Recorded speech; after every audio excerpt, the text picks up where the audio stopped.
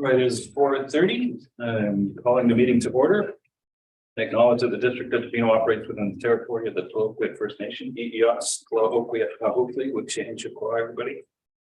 Notice to attendees that the meeting is being video recorded and will be published on the District of Tofino's YouTube channel.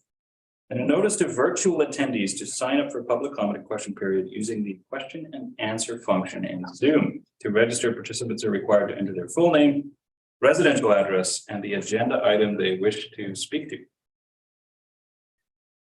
Through unanimous consent, if there are no objections, I'll move that section 15 of the District of Tofino's meeting procedure bylaw number 1229/2016 is amended. The May 9th, 2023 regular meeting be held electronically via Zoom and live broadcast on the District of Tofino's YouTube channel. That the facility provided for the public to watch and hear the meeting be located at Municipal Hall 380 Campbell Street in Tofino, BC. Seeing no objection, that motion is carried. Also, through unanimous consent, if there are no objections, I'll move that the May 9th, 2023 regular council agenda be adopted. Seeing no objections, that motion is carried.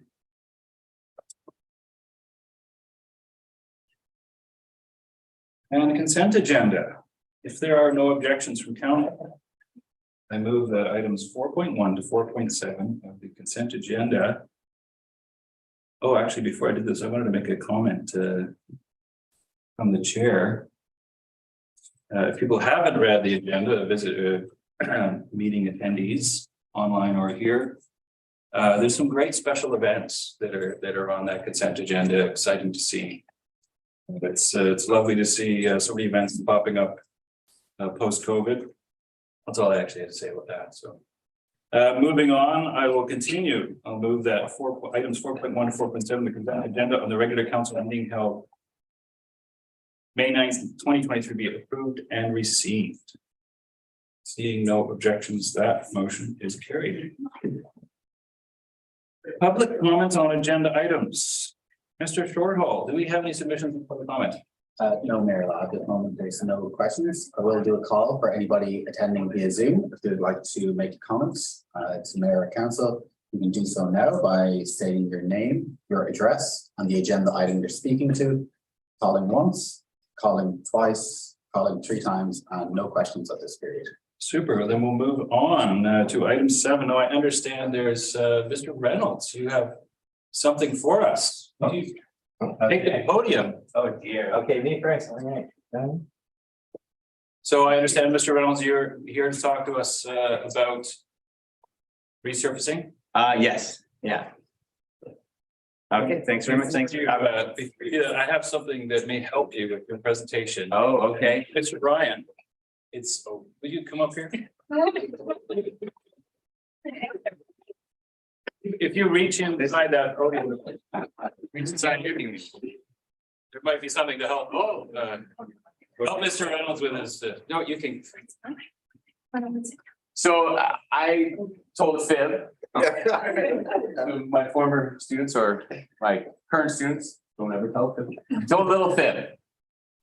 And this fine human wrote a speech too. No, they said the speech, we'll give it to Mr. Law, and I'm sure he'll read it and take everything you said to heart about resurfacing basketball courts and everything. So don't rip it up. This actually came to me through a good friend, Bobby Lax, who talked about honoring amazing people in our community, and it came up of honoring somebody from Tofino for Volunteer of the Year award. And I've said this to you before, to me, there's no one more deserving than you that puts in the time, dedication, not only in this community with our youth, but also down in the field as well. Huge privilege to be able to put your name forward to Mayor and Council. And yeah, you're just an amazing human being. Coach, teacher, and good friend. So congratulations.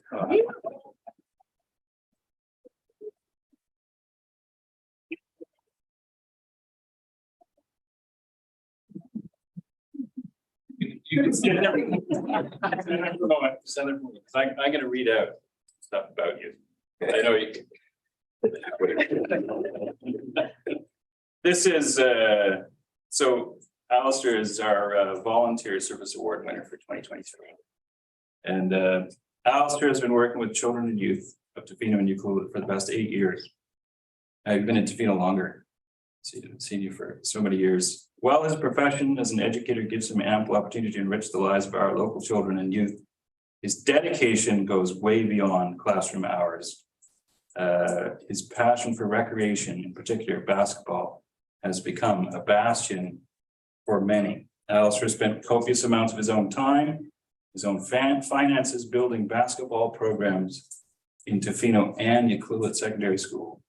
As a result, our community's children and youth's overall mental and physical health has been enhanced as a direct result of Alistair's dedication. His positivity and commitment has resulted in helping send our West Coast boys basketball teams, and now this is from Drew actually, but the town's West Coast basketball teams to the island and provincial championships, in turn instilling pride and creating positive role models between all their West Coast schools. Recently, the synergy created by our senior boys team, your senior boys team, to the BC provincial championships spilled over into collective communities rallying to ensure their boys' financial needs were taken care of and they could focus on playing ball.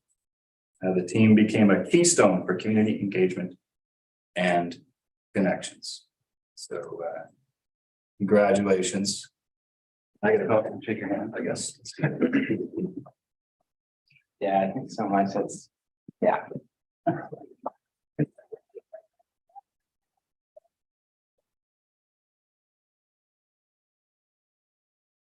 Should I say something?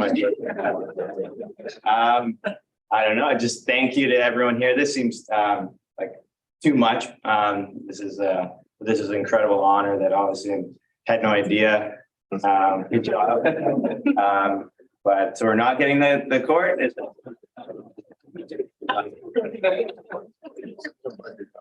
I will only accept this if you research. But no, seriously, thank you. This is like an incredible honor. And it is an honor and a privilege to have the opportunity to work and volunteer here. And thank you to so many of you in the room. You know, like our players who are here. You know, thank you for your dedication. And it's one of the highest honors of my life is to have the opportunity to coach in basketball and be there with you. And thank you to so many of the colleagues and friends in this room as well. Taking it back and thank you so much for this. Clecco.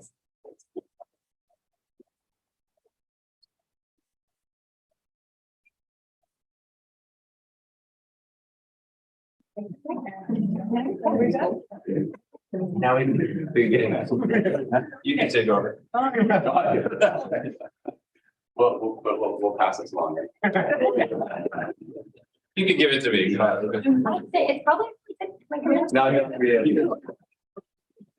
I'm in talking. Thank you very much. Thank you for your time as well. I will read it. With that, so you're in this day today. You need to start. Yeah, it's good. Yeah, it's beautiful. Okay, how many other? All right, where are we? Reports. I think we have a report from Mr. Rogers.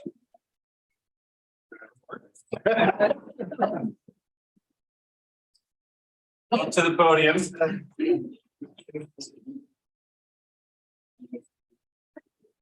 Well, you can just do it right here. Hey, this is Aaron Rogers, 15 years of working for the district. Where did time go? What you start? I know you as a pilot. That was, and then you became you got in the office and you became a planner, and then you went and got your degree.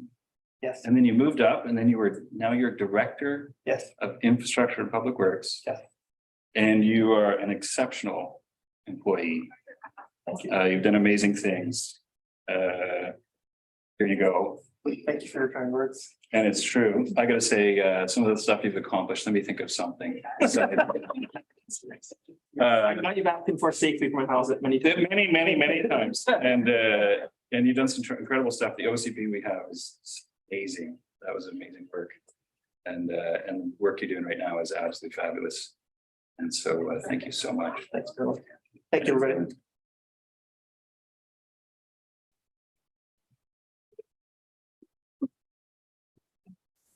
There is a bit of a write-up, but it's could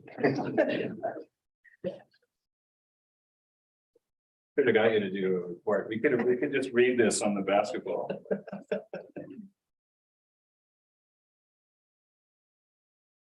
You miss flying? Not most days, sometimes. Where are we?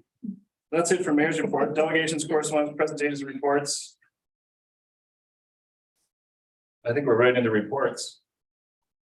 We have 10.1, we have a development variance permit, and we have a presentation from Ms. Kriba.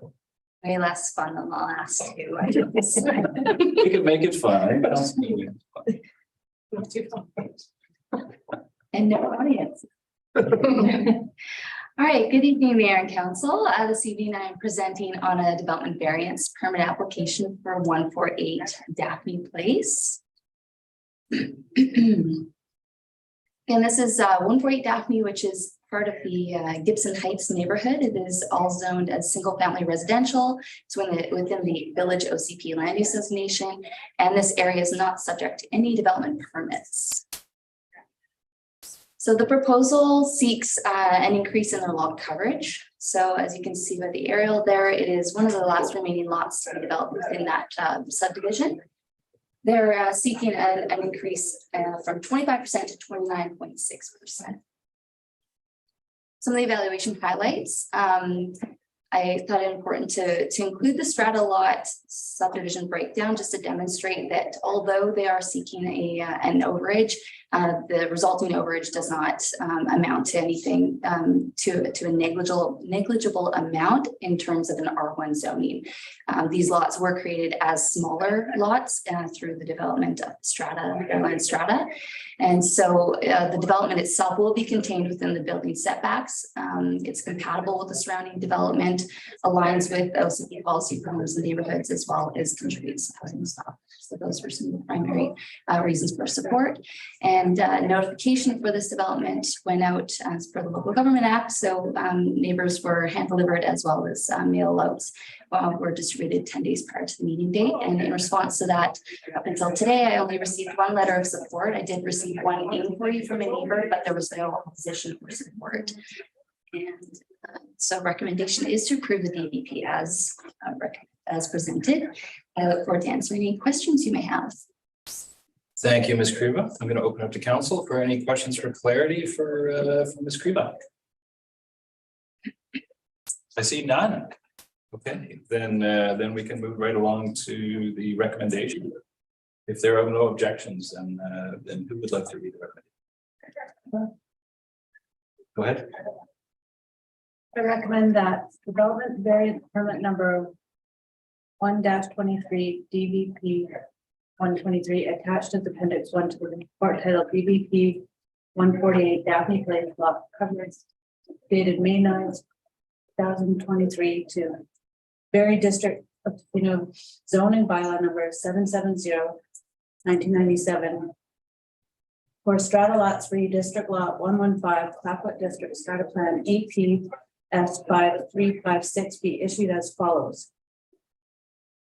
A vary part 8.5 of the District of Tofino zoning bylaw number 770/1997 to increase the maximum lot coverage to 29.6% of the lot area to accommodate the development as presented on the proposed site plan attached as Exhibit A to DVP 01-23. Seconder. Councilor Anderson, seconded. Any further comments on this? Seeing none, I'll call the question. All in favor? None opposed, motion is carried. Thank you, Ms. Kriba. Moving on to 10.2, 2023-2027 financial plan bylaw and annual tax rates bylaw. Ms. Bodnar. Thank you, Mr. Mayor, members of council.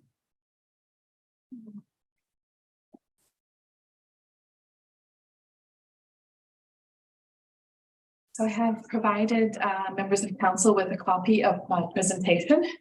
There's a few numbers in there, so I thought I'd give you some paper as opposed to having to focus on the presentation itself on the screen.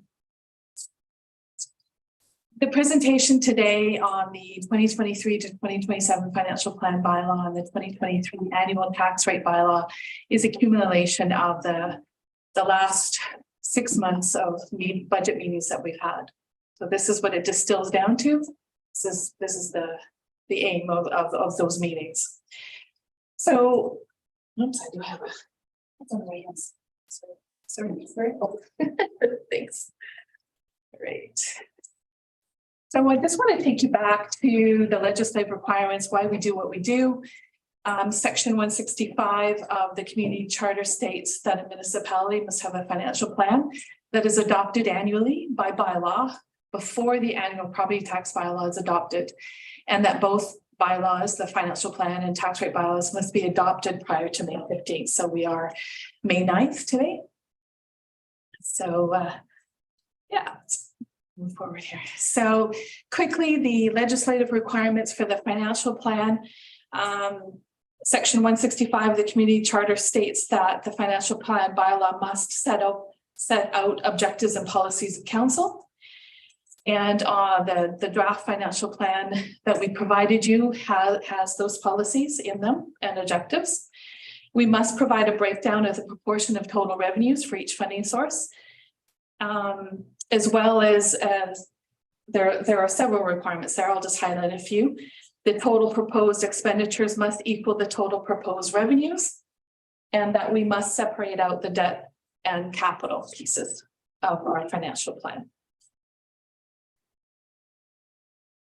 For the tax rate bylaw, section 197 of the community charter states that each year after adoption of the financial plan, but before May 15th, the council must by bylaw impose property value taxes for the year by establishing tax rates for municipal revenue proposed to be raised for property value taxes as provided in the financial plan, and amounts to be collected by means of rates established to meet its taxing obligations in relation to other taxing authorities.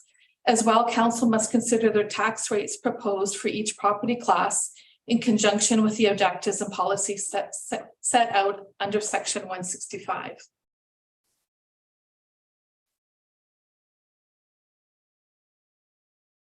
So to summarize the discussion section of the report to council, the 2023 to 2027 financial plan contains the proposals of staff and the cumulative decisions of council to April 18th. The 2023 plan provides an enhanced level of service compared to 2022, where we've included inflationary impacts to continue to deliver existing municipal services. We're responding to resource scarcity from rising costs for materials and supplies, and providing operating costs to continue to provide services to this community. This plan also includes resources required to successfully activate the extensive planning for the wastewater treatment plant, increase revenues related to business licensing, pay parking and water sewer utility fees. This plan also increases the CNI levy to the optimal level of investment of $1.9 million. The plan also details out the report to council also details out the debt servicing will change significantly over the next 5 years. In that the borrowing for the wastewater treatment plant will begin in 2023. The impact of this borrowing will be offset by a $400,000 contribution from the MRDT, and therefore will not impact taxation until 2025. In 2026, the district is also planning to borrow for a new community recreation facility, which will result in additional debt servicing costs. Major projects over the next major capital projects and operating projects over the next 5 years total $109 million. Specifically for 2023, we've got the wastewater treatment plant total project to their values expenditures of $45.4 million. We've got a project in place for the Mackenzie Beach Road full pave at $2.1 million. And then our Neil Street and Village Green improvements That project is $1.7 million.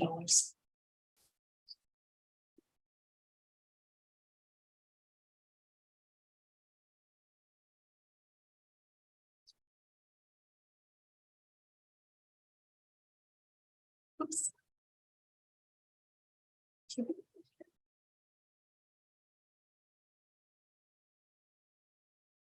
So the 2023 tax shift. Our 2022 to 2026 financial plan bylaw, which was adopted on May 10th of 2022, is still in effect until council adopts this particular financial plan.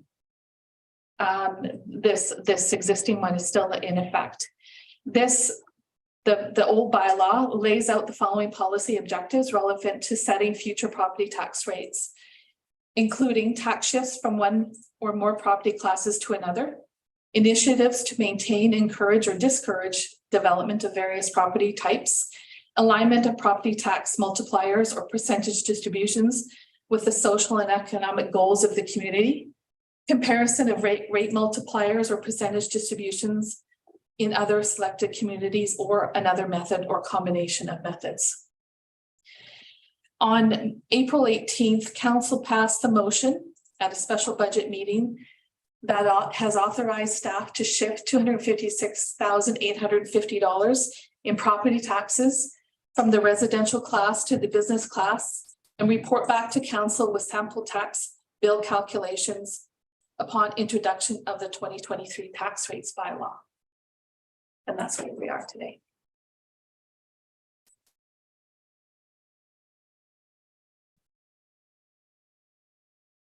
So as a result of those calculations, we showed you on an April 18th meeting the proposed allocations of the distribution of those taxes amongst the property classes.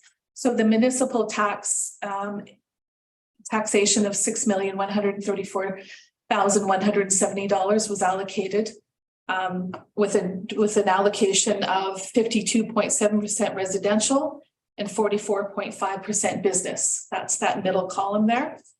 The final column there, so after the shift of the $256,000, results in a revised allocation of 48.5% residential and 48.7% business proportions of that total taxation. This proportional shift will be maintained going forward, pending council's adoption. Modified, if at all, with any non-market change or real growth for each year, any other exceptions that are imposed by the province for any rate caps or ratios.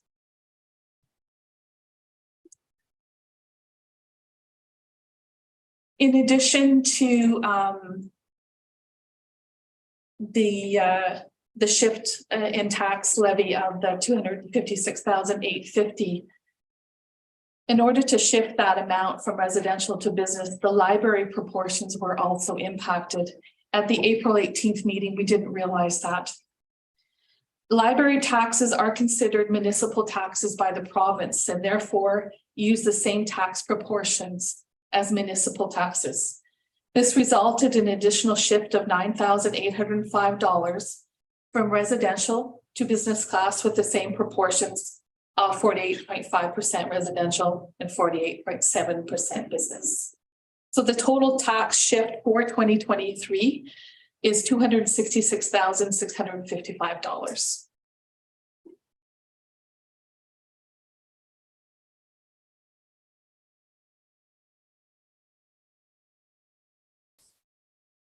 Just commenting, the slide doesn't look as nice as what's on paper. So council wanted to see some some sampled folios in terms of this tax calculation, and that's what this slide is. So these are the sample folios that we've presented in the past. So the first section is our residential property samples, and the third column in the taxes before the shift. And then taxes after the shift, we've got a change and then a percentage change. So for all of the residential properties, we actually see a decrease in the total taxes, ranging from 5.4% to 4.12%. And then we've got some business samples there, 2 resorts, a restaurant, and a mixed use. And we actually see increases in those taxation, ranging from the 7.1% to 5.1%. Does council have any questions on those?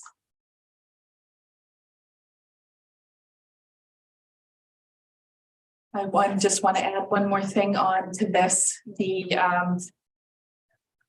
taxes that I have presented here actually include school and police rates that we received since the April 18th meeting. So we didn't have them presented in those particular rates, but we've since received them. So this slide presents the 2023 total tax bill comparison. So after this tax shift of $256,850, again on those same selected folios. So what I'm presenting here is the assessed values from 2023 to 2022 and the percentage change, and then the resulting 2023 total taxes after the shift compared to 2022. So we see some minor or smaller increases in the residential samples, and we see higher increases in the business side.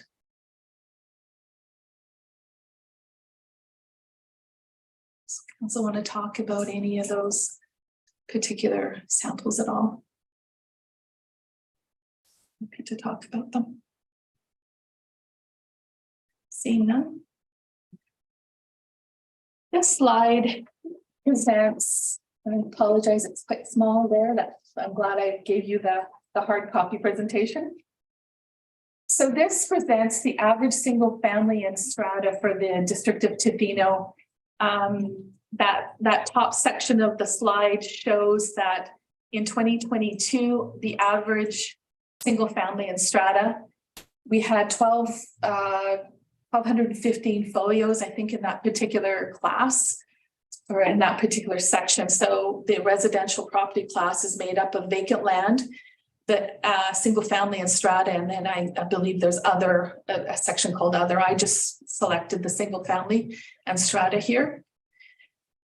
In 2022, the average or the average assessed value for those number of folios was $1,276,000, and that increased in 2023 to $1,552,679, a change or an increase of $376,507, or 21.7%. If we translate the proposed tax rates for 2023 amongst all taxing authorities, and that includes the general municipal, the debt, the CNI levy, the regional district, regional hospital, and the others that you see there. We translate that out. We see a total taxation change for the average property of $417.61, or 8.2% over 2022.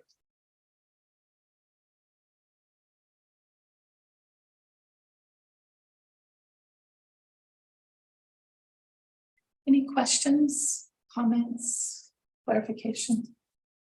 Just a note, Ms. Bodnar, that 8.2%, that is taking into account that actually the general municipal and district debt is actually in the negative. So just to point that out. That's my only comment. It's a good thing, I'm just saying. Even though it's gone up, it's the bulk of it comes from. The bulk of that, the change is coming from the district, regional district, regional hospital. Yeah, a small amount for police and school. Sorry, Mr. Mayor, your comment was? Just a note that I'm just making a note. Thank you. Councilor Anderson. I just had a question. We have some limited ability to, on the council end of things, to influence the regional district, but most of these increases really are out of our control. We're looking at some of the big ones, like the police increase was pretty high in terms of percentage, anyways. But maybe it's not a question for you, but I'm just wondering, we just have to take what they send us, I guess. We have no impact. Yeah. Thank you, Councillor Anderson, for the question. Yes, the other taxing authorities, we get annual requisitions from these taxing authorities, which we have to collect and then remit from, and it becomes part of that tax collection. So yes, we do not have any control over those particular pieces. The reason I'm asking a question is partly what members of the public that might be watching this know, that there are a lot of things that we don't have control. It's noted that the bulk of the 417, almost 50%, is an increase in school taxation. Thank you.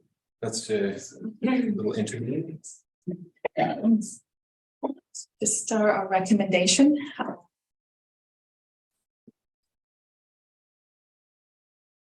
Okay, questions from council, comments from council before we move to the recommendation? Any further? I just have a comment to the chair. I just want to say I really appreciate getting the printed out copy. It made it really easy to read some numbers, so thank you. Go ahead. Great. Once again, I'll echo Councillor Sawyer's in terms of the amount of work. We know how much that goes into that. I did have, and I totally support the work here. I just had a couple of technical questions. And it's part of its good news with, with the C&I levy, for example, we'll reach that optimal level of investment as identified in the district's current asset management investment plan.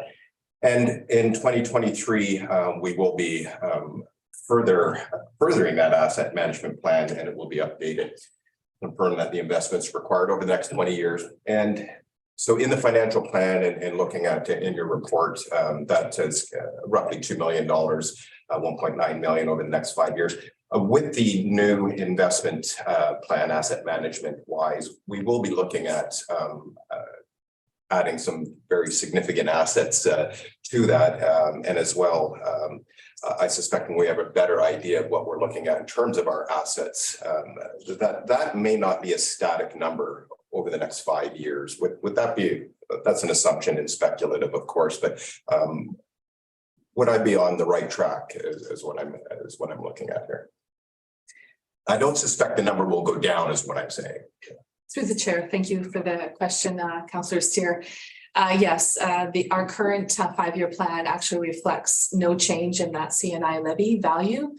However, you're correct in assuming that with the completion of the wastewater treatment plant and other assets that we're renewing and potentially building, we will likely see an increase in that amount.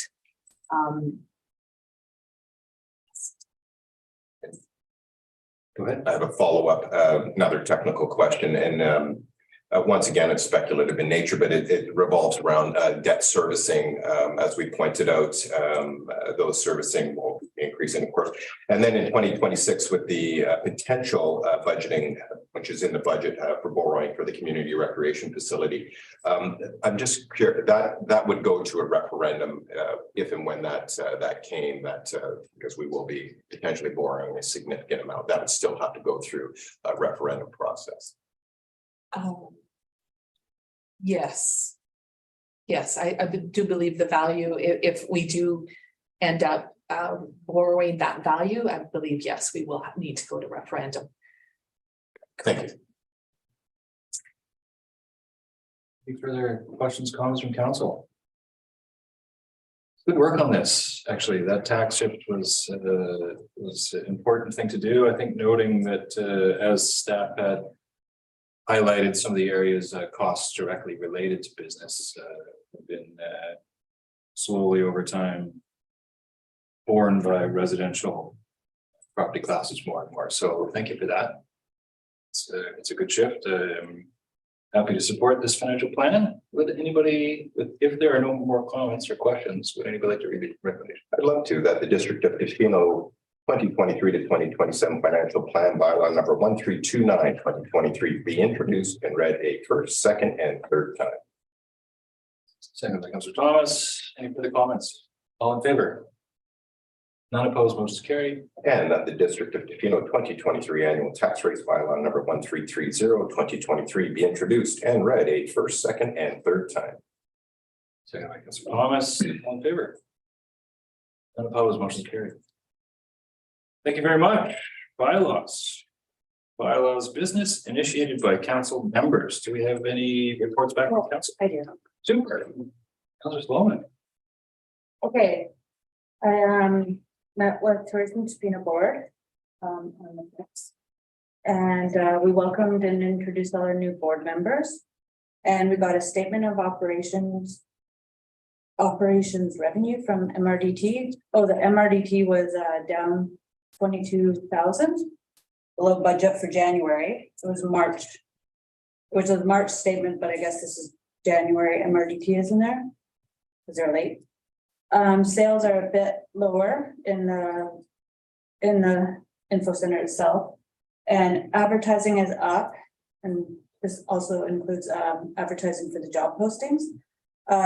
There's good news that the shuttle is planning to increase services with 3 to 4 trips out to the national park, including Tla-o-qui-aht and Essa-Wista.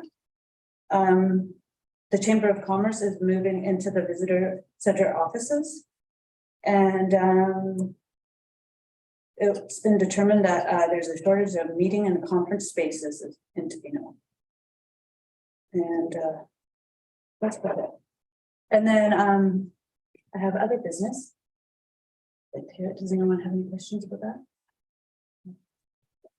The other business I did was I went to the Tofino Art Council Roundtable, and I met with a lot of the artists and associations there, and I learned that they said municipal funding is the key with our grants, is the key that unlocks the next level of funding, and it's really essential for them because it opens the door to any other funding that they can get, and it's absolutely critical for them. And they are stating that production of events is up, the cost is up 30 to 45%. And they're hoping in the future, it would be helpful if we could restructure our funding criteria in 2 ways. One, make it more difficult to get funding, or like have it more regionally preference. The other one was if we could possibly restructure our funding so that if there's a successful event that gets grant funding every year after every year, if we could maybe pass it like so they don't have to apply for every single year. Does that make sense? Like if they get it for 3 years, maybe they wouldn't have to apply to the 5th year, because that would, because it's volunteers, it takes a lot of work to get those grants. And they're also setting up a network for volunteers, so people who need volunteers can get volunteers. And if there's volunteers out, they know where they can go to be helpful. Thank you. Yes. Just before I comment on that, because there was a comment about the bus. 3 or 4, it's 3. To the chair, we're still finalizing the schedule, but we are looking to have 3 trips out to Long Beach and Tla-o-qui-aht daily during the summer months. Okay. So we'll look forward to a report back from staff More on information. specifics about Yeah. that, those options. Yeah, staff will be bringing forward the contract award for the service, and we'll have more details on the service schedule at that time. Okay, so we'll look forward for that for clarity. Great, thank you. Business and Councillor Steer. thank you. Thank you through the chair. First, the Acknowledgement Community School meeting on April 26th. Some great news. All the programs are up and running and with full involvement with students. After our community programming has been full of those programs, include everything from pickleball to basketball to indoor soccer, et cetera, et cetera. There are the funding agreement with Acknowledgement Community School in the District of Tofino finalized, and that went super well. And that's about it for Acknowledgement Community School update. And then I just wanted to, with the ACRD, we had, the ACRD had their strategic planning last week. And I just wanted to comment how well that process went and how valuable it was. It was very collaborative between staff, our facilitator and the directors. And I couldn't speak highly enough about how that process went. And I think we came out of that. Everyone felt very good that a strategic plan, the bones of that were in place, and we'll be getting the next layer of that coming shortly. Once again, it was alluded to briefly in the financial plan, and I think Councillor Anderson brought up about where district does have a bit of a say in terms of how much the ACRD requisitions and the regional hospital board for that matter. That being said, that strategic planning goes a long way to having that influence in our part as a municipality in terms of the services that the ACRD provides in our regions. I'll leave it there, and just to say it was a really wonderful experience. Super. Any other councillors report? You have a brief comment. I've met with the Chief Hashiakamis, Richard Jordan from Houseit, Hotway. And just a notice to council that I will most likely be bringing a notice of motion before council regarding Chief Hashiakamis's request for support in their approaching the province to limit alcohol sales. So that would be for a letter for council to discuss and whether or not they'd like to write a letter of support for Chief Hashiakamis. That's it for me. Question period, Mr. Shortall, do we have any submissions? Thanks, Mayor Law. Currently, there is no questions from the public. I will do a call now. So anybody attending via Zoom, if they'd like to leave a comments to the Mayor and Council, you can do so now using Q&A function. You need to state your name, your address, and the agenda item you're speaking to. So I'm calling once, calling twice, calling 3 times, and there's no questions at this period, Mr. Mayor. Thank you very much, Mr. Shortall. Then I'll move from the chair that the meeting closed in public pursuant to section 90 of the community charter to discuss matters relating to 1A, personal information about an identifiable individual who holds or is being considered for a position as an officer, employee, or agent of the municipality, or another position appointed by the municipality. 1C, labor relations or other employee relations.